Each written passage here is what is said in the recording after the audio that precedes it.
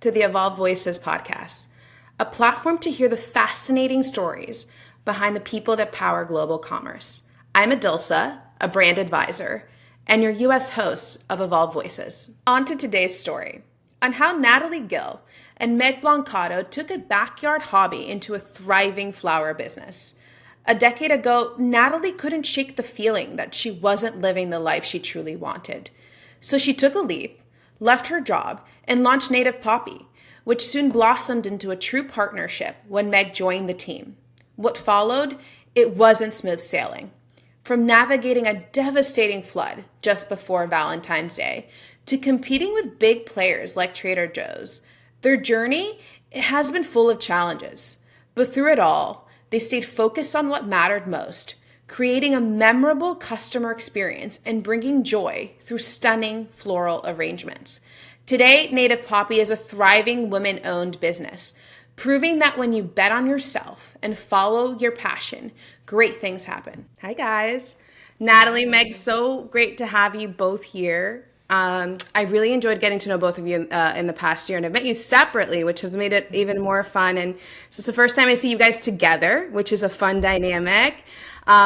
Natalie, I remember when we first met over coffee in El Cajon, feels like eons ago. And there's one story that's stuck with me since. So it's early 2023. You're gearing up for your biggest season, Valentine's Day. And disaster strikes and a storm floods your warehouse. And suddenly everything you and Meg have worked for is at risk. Can you take me back to that moment? Like, what was going through your mind when you saw the damage? Yeah, well, I mean, I think you said 2023. I think it was last year. It was 2024. But it's 25. Yeah. Yeah. I was like, wow, we met that long ago? Yeah. Wow. I mean, it was just so unexpected. It was raining, but it was like normal raining for a couple days, and we were getting flash flood warnings, and it was kind of like a joke, like flash flood, yeah, right, in San Diego. And then our warehouse, we did know it had the potential to flood, but everybody else in that complex said, if it does flood, it's really annoying, but it's like an inch or two, it's just...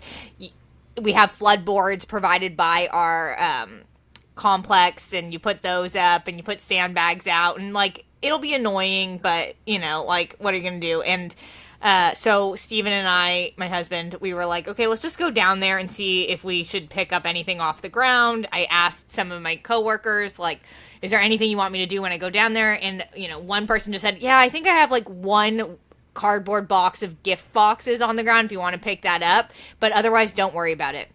And I was like, yeah, I'm not going to worry about it.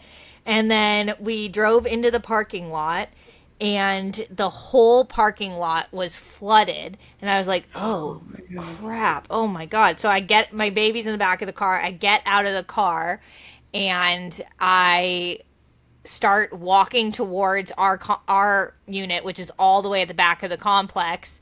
And I'm wearing waterproof boots, and then I start realizing that I'm like in ankle deep, and I'm like, this is weird, and the water's rushing past me. And then when I get to our warehouse, it's also weird that I happen to be going at this time, like right when the flood happened, because I don't know, we were like going out to go do errands or something, I don't even remember.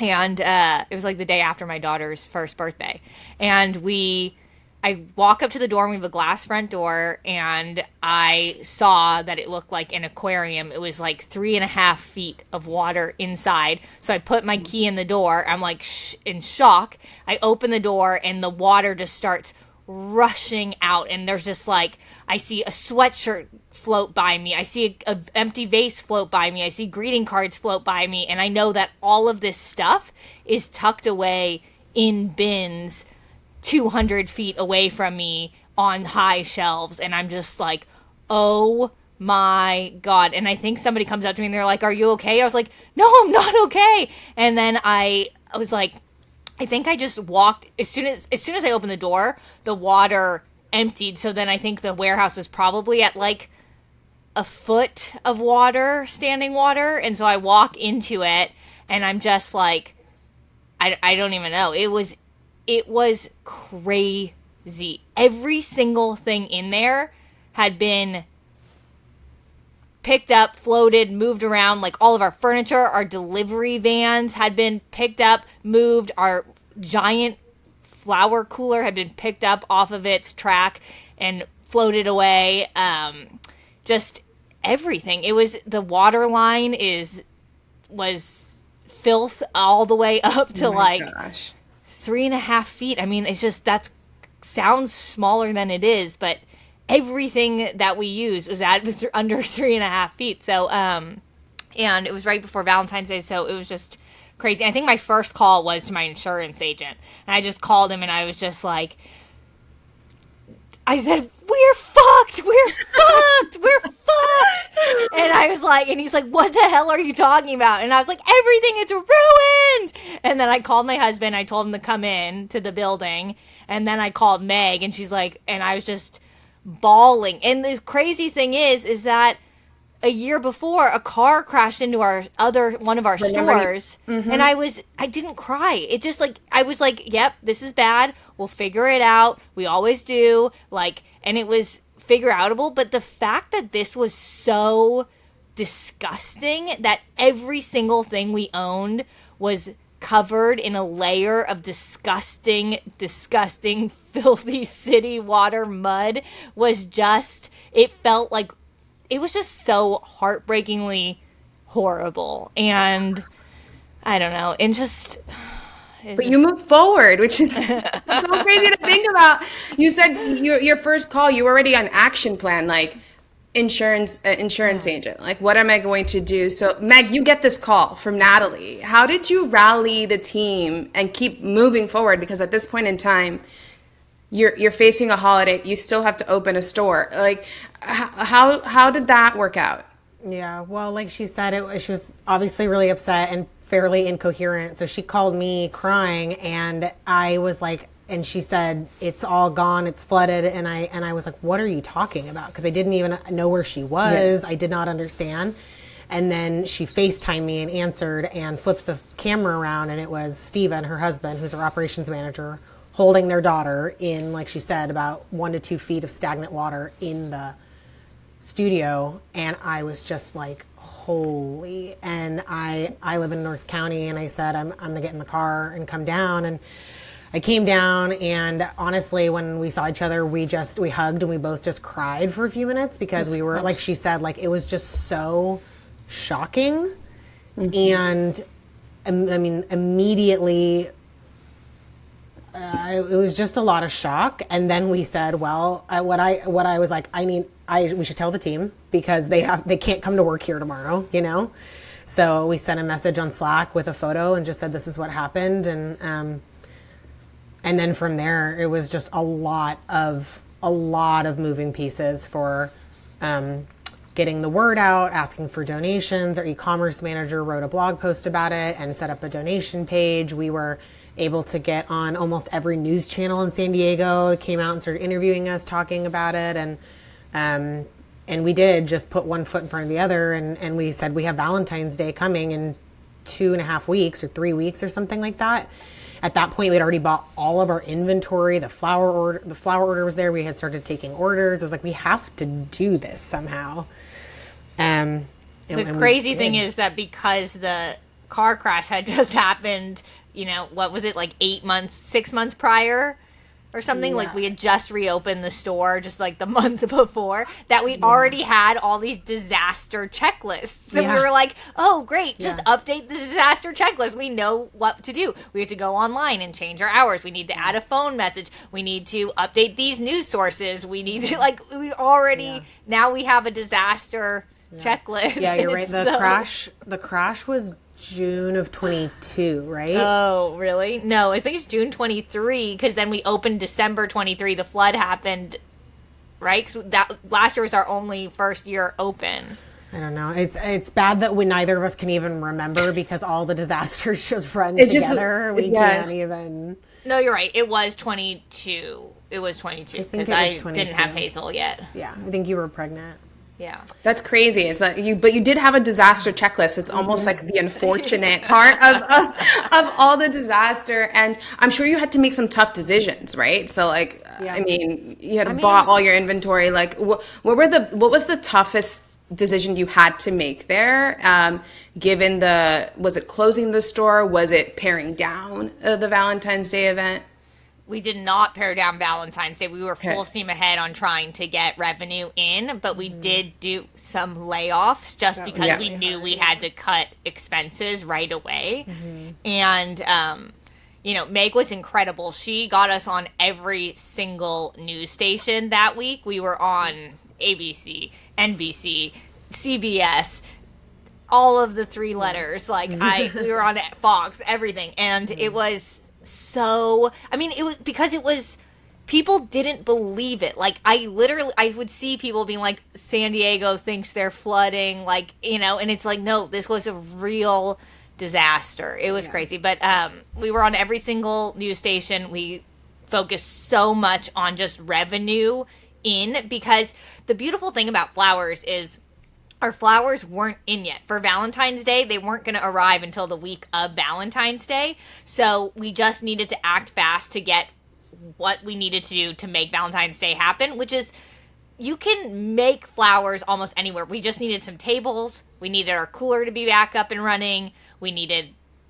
our team to be there, and we needed some paper and tissue paper, and then we could make it happen. Our delivery vans were out of commission. Great. We'll rent vans. Our website was still working. Like, we can buy another iPad. Like, we figured out how to get Valentine's Day because we knew our only saving grace was to be able to get as much revenue as possible. Yep. But even for that month of February, we had our best Valentine's Day ever, and we still were negative profit for the month because it was... Because there was no insurance support. Yeah. Unlike the crash in South Park, there was no insurance. At first we thought, oh shoot, we don't have flood insurance, that's why. And then we found out, well, even if you had flood insurance, it actually wouldn't have been covered. You need natural disaster insurance, which some very few people in San Diego have. But and as a flower company, we just don't have the margins in anything to afford that kind of stuff. This is just... So that was the difference too between the crash and the flood. Was the crash, we had insurance, and even though that was still very detrimental to the company because we had to be closed for 6 months, and people didn't know that just that location was closed. They thought the business went under, and it was like that was it took us a whole year to rebuild that location's foot traffic. But that was at least we got loss of income from insurance. We had support there, and thank God for our community that did rally, not only in donations, but in buying from us for Valentine's Day, like Nat said, because that cash boost is truly what helped us actually be able to stay open. But it's still, everybody was saying all year, anytime I'd see people, they'd say, how are you guys bouncing back from the flood? And I'm like, well, we're opening, we're open, we're functional, but it made the whole year extremely hard. Mm-hmm. I still find it so incredible how you rallied during that storm, and just even hearing now the nuances of everything. And I imagine that kind of determination didn't appear overnight for both of you, right? It's a product of who you are at the beginning. So take me back to the beginning. Natalie, I'll start with you. I remember we both left our corporate careers to follow our passions. That's one thing you had a real corporate career. I had a fake corporate career. But still, you had a job, as I call it, right? So for me, when I left it was this mix of excitement and fear, right, of the unknown. Was it the same for you when you left and eventually decided to start Native Poppy? Yes, I had no other option. And so I was just like, I cannot accept that my one beautiful life, in my one time to be alive, is going to be spent doing something I'm not passionate about. So I was just like, I can't do this anymore. I have to figure it out. Like, I have to do something else. And so I was working just a corporate job, not trying to climb the ladder. Like, I was just trapped, and I was in filing stuff. So I was in a filing room just filing stuff. But the beautiful thing is that I got to listen to podcasts 8 hours a day. So I was listening to How I Built This. I was listening to what's the one, the 4-Hour Work Week, that guy. I was listening to his podcast. I was listening to just all these like motivational self-help business podcasts. And I was like, okay, I can do this, but what is it? What am I going to do? And I wrote a list. Like, I do not want to work with under fluorescent lighting. I do not want to, I don't know. I want to work with my hands. To touch with nature and something. Nature. I want to work with my friends. I want to like have something that's always changing. And I was like, what could that be? And so it took me a minute to figure out what that was. I just started hearing, and I was open to anything. I was open to going back to school. I was open to like starting my own business. I was open to working for somebody else. I just had to figure out what that was. And it kind of boiled down to like either becoming a cake decorator or becoming a florist. And Florist had lower startup costs.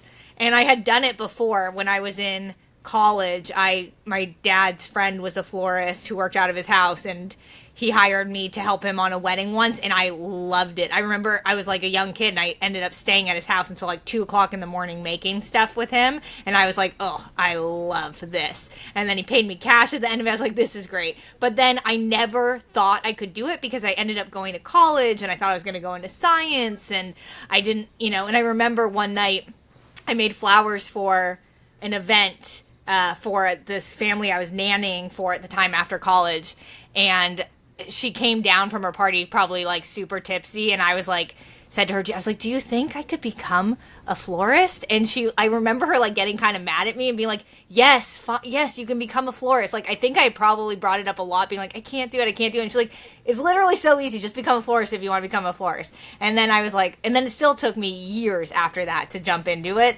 I don't know. I digress. But, yeah, it wasn't that scary because I really had an internal passion to do it. I felt very called to do it. It fit my list. I was prepared to work for myself, to start my own business.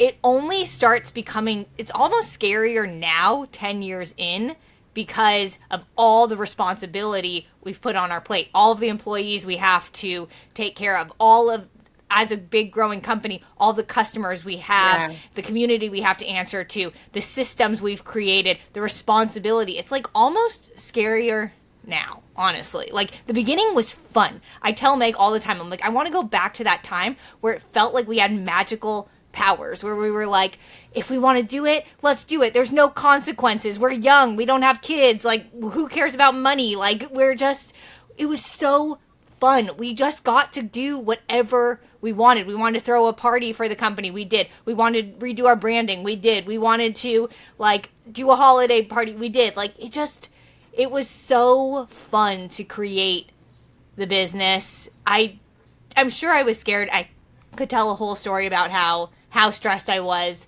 and how I worked myself to the bone, and I never took a day off for years, and we had no idea what we were doing, and our employees would quit all the time because we had no systems or anything. But hindsight is always like, whatever. It's like, I have like rose-colored glasses on for it, but it was so fun. It was so easy to start and so easy to get the momentum to get it to the place, the vision that we saw it. Yeah. What about you, Meg? I always say as an adult, like, you just know too much. It's like, you know too much now. Like, I'm just like, that's why adulting is hard. And I think what you talked about is that energy of the beginning. And as I was looking through a few of your articles and podcasts, rumor has it you'd go on to sell your first flowers at a farmer's market, and you're in your backyard. Like, how did you even figure out where to start with native poppy? Like, you talked about how you got this chance with a family member to dip your toes in, but like, once you decided, okay, I'm going to do this, like, where did you start? Yeah, I started by working in my apartment that I had in San Diego, and I had a roommate, and we had a patio at our apartment, and it was on the ground floor. It was kind of a decent sized patio. So I set up a workstation outside, and I just only had like 12 vases that I used. So those are just like in our living room bookshelf. And that was also my office. And I was still very much in like a exploratory creative phase where I didn't have a lot of stuff filling my plate. I taught yoga part-time to kind of pay the bills.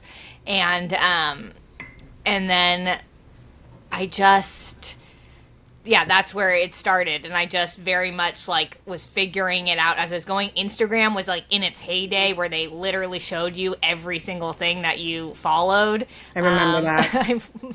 I'm still so mad I didn't reserve my name, by the way. I was like all like trying to create a creative name, and then you lose your handle back in the heyday. It's just, we don't have the native poppy Instagram. We have to have it underscore. Somebody else owns it. Anyway, whatever. But it was just very loose, very flying by the seat of my pants. Did friends of friends, weddings, didn't ever make any money. Like very much just trying to figure it out. Posting what I made on Instagram, networking with other florists, just like having fun, doing photo shoots. And then I decided I got approached by somebody to open a flower shop in conjunction with them to do, they were going to open a coffee shop. And I thought, this makes sense because I didn't want to work in my patio forever. And I really, really saw a need in the retail market for the flower shop that I thought I could create. It's like kind of like the wave of coffee shops where like coffee shops all used to be mom and pop owned. It kind of looked like the Set of Friends, the Central Perk, like it was like vintage and cozy and dark wood and whatever. And then Starbucks came around, and then you had new wave coffee shops, and they were all, well, not Starbucks, but it was like white and bright and minimal and whatever. And I just kind of saw like flower shops, at least that I had been to, were very stuck in the past, or they were just like not for people like me who like would want to buy flowers. So I thought, okay, what's the flower shop I want to create? I want to be able to touch the flowers and see them. I don't want them behind a cooler. I also started in my exploratory phase of like, what is a flower shop going to look like? I started going to other flower shops and saying like, hi, I want to buy an arrangement for my grandma. And they'd be like, okay, what do you want to spend? And I'd be like, I don't know. What do you have? What can I get? And they'd be like, well, give me a budget. And I'd say, okay, $75. What is that going to get me? And they couldn't show me. They'd be like, I'll make you something for $75. And I just didn't like that. Like, I don't know what I'm getting. Mm-hmm. So I was like, okay, well, let's create a menu. And you'll pick out what size you want. And you'll see a photo of it. And you'll know. And you can pick out your colors and whatever. And then I also... there were a couple other big flower shops, like e-commerce shops at the time coming up. And I saw like an opportunity to have e-com flower shop that was more stylistically in line with like this garden style and not just like a tight bunch of roses. And I saw like an opportunity to create jobs for the type of job I wish I could have had, where I was able to be creative. I was working with friends. I was like contributing to something, and it was like free and open. And so I was really motivated to create cool jobs for people and create this amazing, beautiful aesthetic experience for customers where this flower shop was like organized and beautiful and experiential. And so that was, I was motivated to do that. And we really, it was a learning experience building that shop, bringing it into existence. And then Meg called me. She saw my opening soon sign in the window, and Meg was... And that's all she wrote. My first. I love it. I love it. It's so funny because you're talking about some of the energy of you saw an opportunity, right? And you were seeing it. What was the moment when you thought, okay, this is a business? What were the cues that you saw that like, okay, there's customers that are excited about it? When did that hit you? Well, I mean, I think I was delusional from day one when I like created the Native Poppy Instagram, where I was like, this is gonna be something. I don't know. I knew it. I was drinking the Kool-Aid. I was reading the quotes on Pinterest. I was like, if you know, I don't know. But I knew it was going to be successful. I knew building it was going to be successful. I could see it. I knew what I was creating was going to hit. I knew it. And Meg knew it because she saw the cool ad in the window and she said, this is a place I want to work. She didn't work in flowers. You did work in retail, but this was not your life's purpose. You were not looking for a flower shop job. You saw it and you knew it was a beacon. You knew it was going to be fucking cool and you wanted to be a part of it. And then we really created it together because like I had the bones of it. Like I had the bones of like what it was going to look like, how it was going to function, whatever. But like in what I can't do with like following through on systems, having the time and space to do that anyway, and just like being able to make a cohesive brand. And you know, Meg helped me with all of that. She really brought it to the table. And she's also just like a people person. She's a saleswoman. Like where I would come into work like with my hair not brushed for 3 days, Meg was always like red lipstick on, hair in beautiful braids, an outfit that matched the season. Her nails were done. I was like, you are our poster child for what I want this company to be. And like, it's just amazing. I don't know.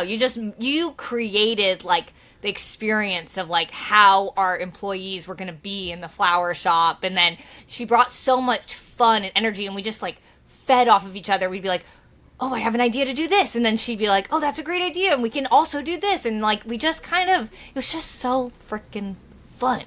Even though we had no idea what we were doing. It's so important to have that balance. And it's so funny that because Meg, you're now a co-owner, but it sounds like you started as a customer. You were seeing that. So like, can you tell me about that first experience, seeing the other side? I heard Natalie's, but what was your first experience when you saw that ad, Native Poppy, that you want? What was it like for you? Why did you buy in? So, I didn't get a chance to truly be a customer first. The ad she's referring to was like the coming soon sign. So it was, and it wasn't even a hiring. It was just we're opening. And then, like she said, I cold called her. I found her email by hook or by crook, and I basically just said, I don't have any experience, but I am a joy to work with. I am hardworking, and I want to work here. And our running joke is that she basically said, I don't think I need your help, but like, yeah, like I'll hire you a couple days a week. And then within like a couple months, it was like I was there all the time. I bought in, I was very much so in it, but. Like Nat had mentioned, we just both had a real passion for, I wasn't a florist and I didn't have floral experience, but I grew up in the plant industry. My dad had a plant import-export company and I grew up with a real love of flowers and plants and nature and art. And because he was a business owner, I had a passion for business too. And we just found this kinship in having a passion both for flowers and for business at the same time, and just like that feeding off of those two things and each other and everything was really fun. And like she mentioned, we really didn't know what we were doing, it was very much so. I mentioned this to somebody recently and they were so surprised to hear this, that a lot of people don't realize that we're a fairly big team. And that we now have a lot of bureaucracy makes it sound bad, but it's like we have a lot of checks and balances between an idea and fruition to make sure that like it makes sense. It's not going to drain our money, that it's reasonable for the team to execute. There's a lot of stuff we put in place specifically so that everything that gets launched officially, hopefully, is a win. But like Nat was saying, back in the day, it was like, who did we need to check with or talk to? Each other? Yeah. Where is the other one? Oh, both here? Hey, do you approve? I approve? Cool. Both of us had never been burned before, so we were like, everything is doable. 100%. 100%. We never burned ourselves. No, and I do think that is part of how we were able to get momentum going and where some of the magic happened and what people responded to, is because it just felt like everything and anything is possible, and we'll try it and we'll do it. And even if customers didn't know what was going on, I think they fed off that energy too. And yeah, that's so fun. You talked about the magic there. I love that word. Like, what was that first magic, that first sale? It sounds like you guys might have experienced it some together, but when you opened that store, or when somebody bought your flowers for the first time, do you guys remember that story? Well, mine is different than Nat's because, like she said, she started the business 2 years before. And so she was technically selling flowers, whether it was but direct to consumer or for weddings or whatever. Almost all of those memories are like embarrassing now. It's like awkward, like middle school stuff where I'm like, ooh, let's not talk about that. I have the same memory as you the first day we opened, which is, it felt like the first, like, oh, this is what it is. And that was the day before Mother's Day, which is, for anybody who is unfamiliar with the flower industry, that is the biggest day of the year for flowers year round. And I remember I walked into work. I think Natalie said something like, we're opening at 10 or something if you want to come at 9, or I can't exactly remember, but I walked in at 9 and it was in conjunction with this coffee shop, but the whole building was packed. And I'm like weaseling my way through people to get around the counter. And she's already like, she's building, she's talking to people, and she's like, hey, just jump in. And I think I'd had 2 days of training at that point, and I was like, what do you mean? And she's like, just, start making stuff. You can ring people up, whatever. And from that moment until the shop closed 9 hours later, we were making and selling things all day. And we had this huge line out the door for people wanting flowers. And we didn't have a cash drawer. We didn't charge for certain things that, like, in the industry, it's very standard to charge for, just because we didn't know. But people loved it, and they were responding so enthusiastically and gracious to the wait for it, because they were so excited to be there and be a part of it. And I remember it was the day before Mother's Day, right? So my mom and my sister were going to come down and see their little girl as a florist, and then we were going to go to dinner. And they walked in and they were like, how was it? And I was like, it was amazing. Like, for me, that was that magic where it was this like synergistic moment where it felt like it was what I was meant to do and what I wanted to do. And I just like had never felt that on fire for anything. I mean, that for me, that was really the beginning. I was excited before, but that day I was just like, whoa, this is something special. That's so fun for your parents to have seen. I'm sure like there's nothing like seeing your child come into their own. And I think in that you said it was before Mother's Day, right? And so was it a daughter buying flowers for her mother? Oh gosh, I don't know if I remember like the exact transaction. I feel like it was such a blur. Truly, we always joke that we didn't even leave to like eat or something. Natalie's now husband didn't go to the bathroom. He brought us like a taco that like we took turns like crouching down below the counter and shoving in our mouth, and then kept working. But no, I mean, it was just so many people saying they were there to buy flowers for their mom, which is wild because it felt like so few people even knew about it. And yet here they were in droves buying flowers for their moms and wives and grandmas and everything. Yeah. I will tell you, I remember my first time walking into your store, and it wasn't my purchase story, but it was actually somebody around me. So I saw tourists just absolutely light up in your Solana Beach store when they found the journal that was to document their trip. So they were just like, they'd found this, I've been looking for this. I always go to a new city and find something. And that made me realize that, Native Poppy isn't just about flowers. You've created this experience for the customer. Natalie, was that always part of the plan, or did that happen as you learned what your customer wanted? Both, but I mean, it was definitely part of the plan in that I wanted it to be all 5 senses. So I wanted you to come in and be able to smell the flowers, see the flowers, touch the flowers, and then also with sight and we create art installations that was very much inspired by anthropology, that like that's an experience when you go into one of those stores, that it's more than just like buy my stuff. It's like feel inspired, like let's raise your serotonin when you come in here, and that you're hearing really fun like music and taste we don't really have. That's the only one we say, but that's okay. It's kind of weird for now. But then the other, I guess now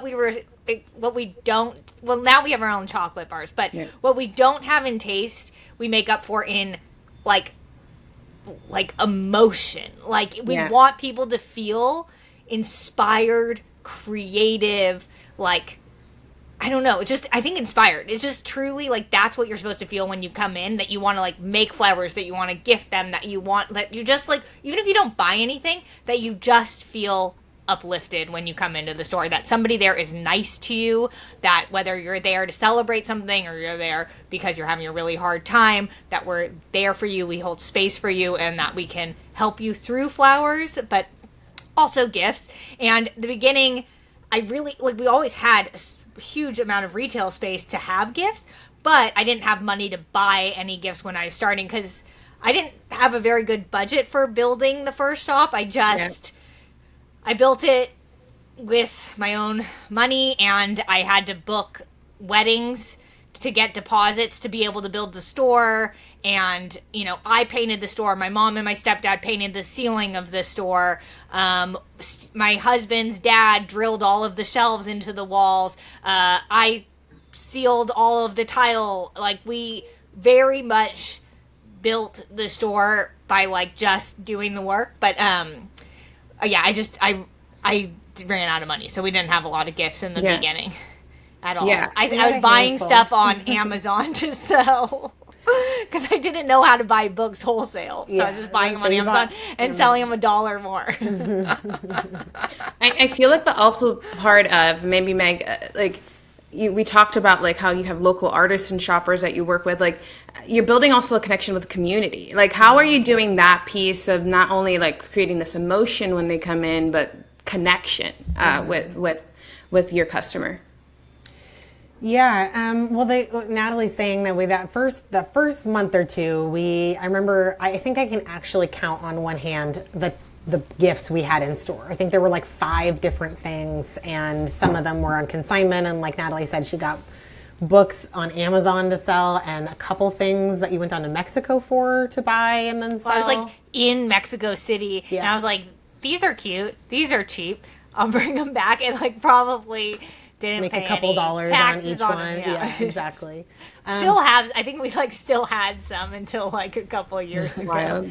But then the gift program did grow. Certainly we started bringing in more things, and it wasn't until about 4.5 years ago, honestly, during the pandemic, that we actually had a team member join who used to have her own gift shop and gift adjacent, and she really grew the gift program in like as far as finding things that were made sense to go with the flower shop, right? Like were things that when people are there to buy flowers, they would also be looking for these as like almost like an add-on type situation.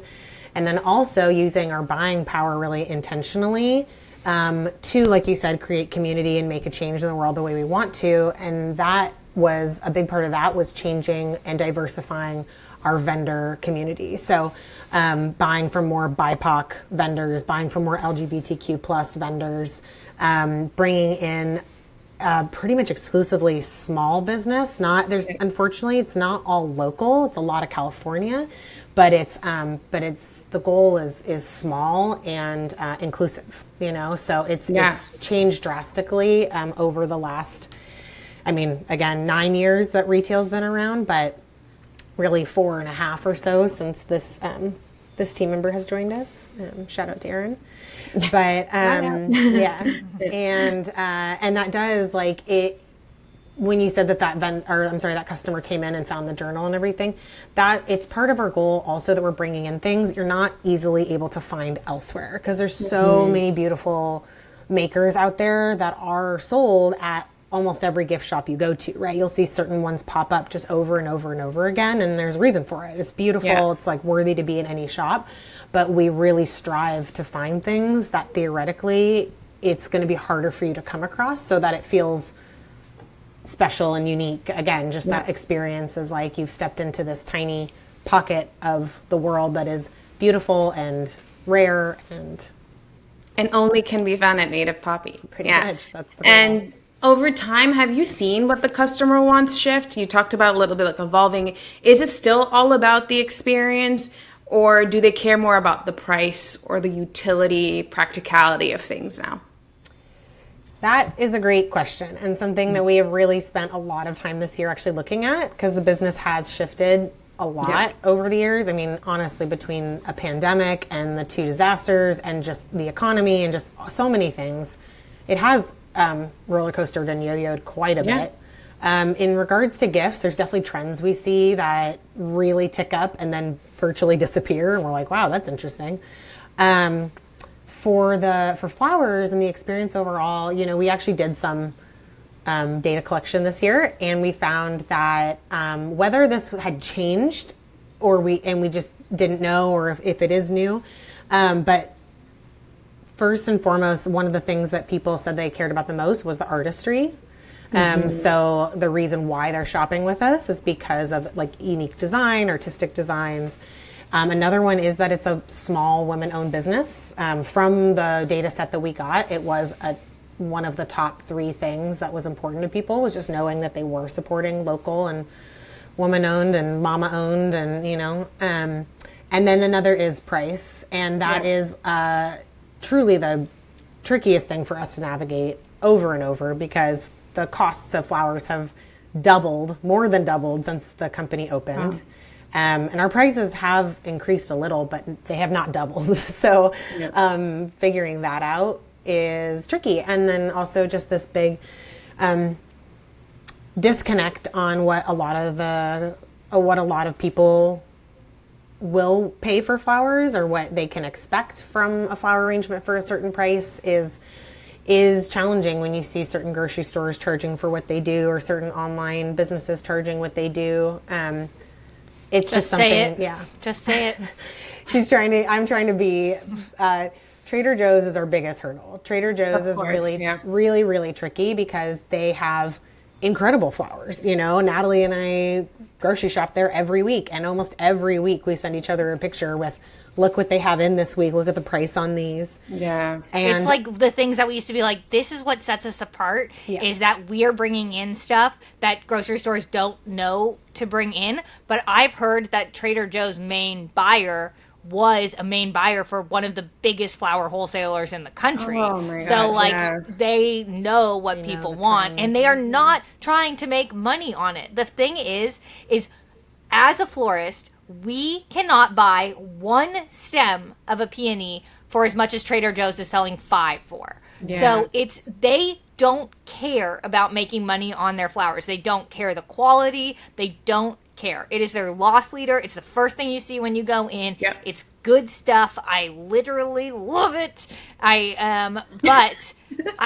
But it is hurting, because in this same thing where we asked people, what do you care about? And we said, like, well, where do you buy flowers? They said, I either buy flowers at Trader Joe's or with you. But they're not buying their everyday flowers for their house from us. They're buying their special arrangements for special times, which is fine. I'm so appreciative for that. But like right now, our biggest hurdle is like, how do we compete? Can we compete? Like we used to be able to. Our stem bar used to be so much more successful 8 years ago, whatever. Like when people would come in to get flowers because they were cheaper. The cost of flowers has doubled since the pandemic for us. Yeah. Okay. And what you're saying is that as a small business, harder to accept, but Trader Joe's can take it all day long as a loss leader. And so that's not where they're making. Yeah, they don't. Yeah, it's not how they're making their money. And what it's sounding like to me is where price was a little bit better, where you could lead with both price and experience. Now it's a little harder with price.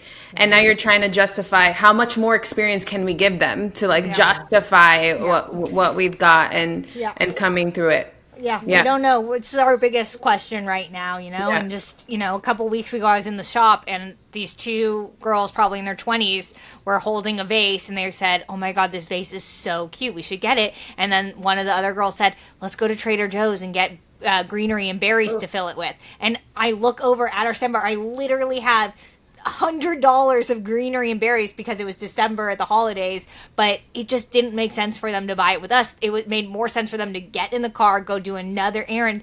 But I have expensive rent to pay. I have people to pay. I have it's just Anyway. But that experience, so bad. It is so freaking tough, right?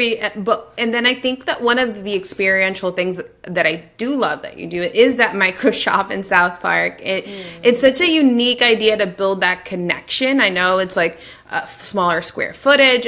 What made you decide to go smaller with that shop? Like, what did you hope to achieve with it? So that actually was before Solana Beach. We didn't go smaller. With Solana Beach, we went bigger. That was by far our biggest shop we've ever had. The move to South Park was one that started of necessity. We had to leave our North Park shop, and we flipped it incredibly fast. We literally went from one location to the next in about 36 hours, which was wild. But that shop, we always say, is small but mighty, because it really does still pack a punch for the fact that it's not quite a third of the size of Solana, but almost less than half the size. But that is more in line with the size most flower shops are, in fact, or what people expect flower shops to be are like that. And Solana is sort of the anomaly that it's so big. It allows for more gifts and, more experience, but South Park is, and the shop itself is small, but a lot of people also don't know that we have a whole back house there where we have a flower fridge, we have a stock room, we have a bathroom, we have the whole, our space is bigger. It's just the retail is small. It's really fun. It's actually really scrappy. It's a 1-bedroom apartment behind our shop, and we turn their kitchen into a walk-in fridge, and then you walk into the bedroom, which is like the office and stock room. It's really, I mean, we should do a tour of it on Instagram or something. It's you should. I had no idea. I would never know. We joke that it's very cool. A speakeasy, because you walk through the cooler to get to everything else. That's a content idea. I just really, those are the scrappy days, we just, there's a loft in that store too, and we used to use the loft as an office, and we'd have to go up and down this ladder all the time, which is not safe, but now we don't even use it anymore because we have our studio, but it's just, It sounds like you guys use it a little differently. Solana Beach allows you to have more of an experience element because it has a bigger square footage. Is that the case? Like, how does it change how you think about design, customer experience, product selection? Well, we actually say that the Solana Beach was the first shop that we built out with construction. All the other locations we've been in, I mean, other than the North Park one, but that was a different situation because it was that collective where it had to also fit a coffee shop. But our own space we're building out as solely a flower shop. Solana Beach was the first one, and we always say that we wish we had honestly done a lot of things differently because we just didn't know. Right. But I mean, as far as how they differ or what they can provide, we run workshops at our Solana Beach shop because we have the space to do so there, and that's an amazing thing we're able to do. And small events where we have people come in and do either stations or kind of mixer type things, we're able to do that. Whereas with Solana, we're really not. With South Park, we're really not. It's very tiny. And so that affects the flow there. Yeah. What advice would you give to other businesses thinking about trying a micro shop approach? When should they consider it? I think my personal advice would be to start as small as you can. Yeah. Keep your overhead as low as you can for as long as you can, because it's usually easier to upgrade than it is to downsize, and just seeing what you can do with the least amount of space and the least amount of inventory and labor and all of that, I would say starting small is the way to go. What would you say for small businesses? When should they try it and when should they not? I mean, I'm so torn because we're looking into opening a third retail location this year, and we were going to go even bigger than Solana because we were like, this would be great to have more workspace because, again, you have to think about flowers more as a restaurant where you need a back of house, you need a kitchen, we need a lot of processing room, we need a lot of storage, we need a lot of dirty, messy workspace, and then the front of the store was going to be the retail and whatever. But micro store is something that I always think about in terms of like, could we increase our footprint drastically by having these like more shops that are less overhead? They could be staffed with less people, and so I also think for a flower shop specifically, like every time you have a location, you're placed better on Google for like flower delivery near Little Italy, flower delivery near Encinitas. Like if you have a micro shop there, you're going to show up because you're in that zip code.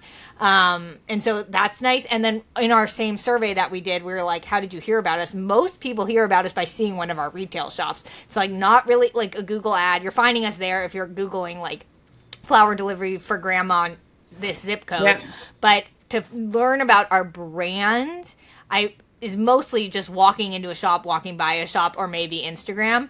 But most people who reported to this survey said it's walking by a shop. So I think having more small shops increases your footprint drastically.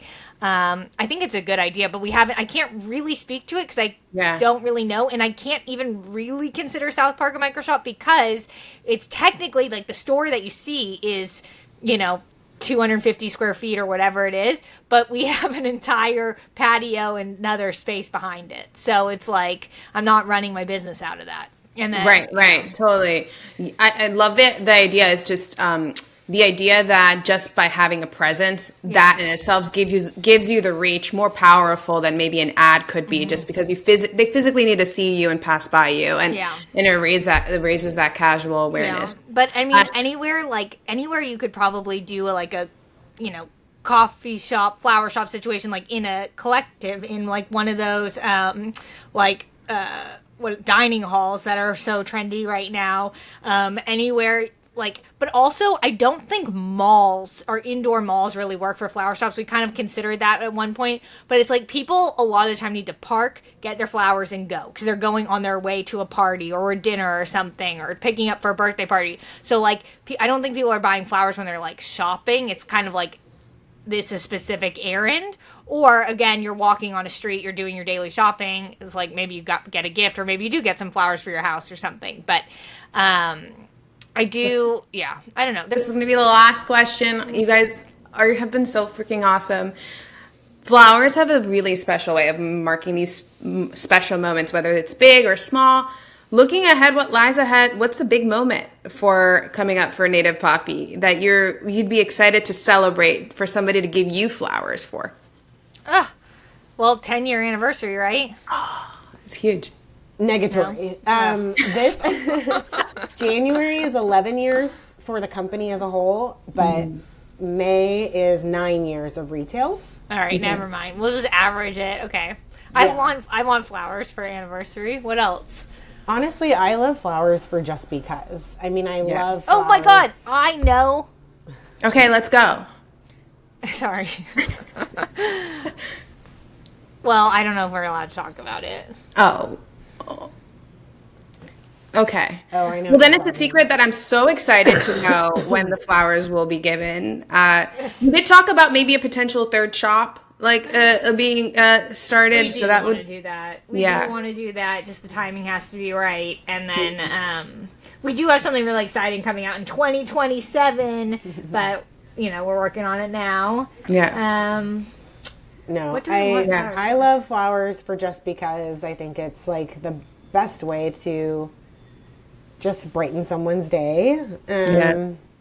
Of course, Valentine's Day. Picking up on that, just for fun, when was the last time you gave someone flowers? What was the occasion for it? Do you guys remember? I do. I gifted flowers to my kids' teachers for the holiday as like a thank you gift. That's nice. I love that. We send all of our coworkers flowers for their anniversaries with us, their birthdays, and then we've had a couple sad family members that have passed on, or pets that have passed on recently for team members, and we send flowers just to honor that, and that really means a lot to them. So it means a lot to us too to be able to do that. I'm going to want to go to Native Poppy after this call. So, what is something on your menu that I should be on the lookout for seasonally that you're really excited for in the menu? Well, we launched our Valentine's Day menu, so there's some pretty fun things there. We bring back, this is still probably about 6 weeks away. Usually it's the very beginning of March, but we have our locally grown menu that is only available March through October usually. And that is designs that are made exclusively with locally grown flowers from local flower farms. And that's one of my favorite things that we offer year round, because we have amazing flower farm partners. We have our own flower farm, and then we work with 3 main local flower farmers who are all women-owned farms. They're all incredible. They're not all organic certified, but I am allowed to say that they are pesticide-free, sustainable, a lot of sustainable practices. One is an urban farm. Just really incredible, and I love their products. None of those flowers have to go in plastic. None of them have to get on a plane. None of them are using toxic herbicides. So like buying those from us is just such a putting your dollars in the right place for the environment. I mean, this year we said we had a flood. That's obviously climate change. And then within the same year, my friend's flower shop flooded in North Carolina. That is unheard of, that 2 people on opposite sides of the country same year had devastating floods. And all we can do as a company is just keep looking at how can we have to keep operating. How can we do it in a way that is going to be good for the planet? And we just keep thinking we have to keep moving towards local. We can't keep putting flowers on planes in plastic. Like, I don't know. So it sells itself. Buy small, not Trader Joe's, guys. That is the punchline. Unless you get their hot, sweet pickled jalapenos, those things are... Or their vegan pesto dressing.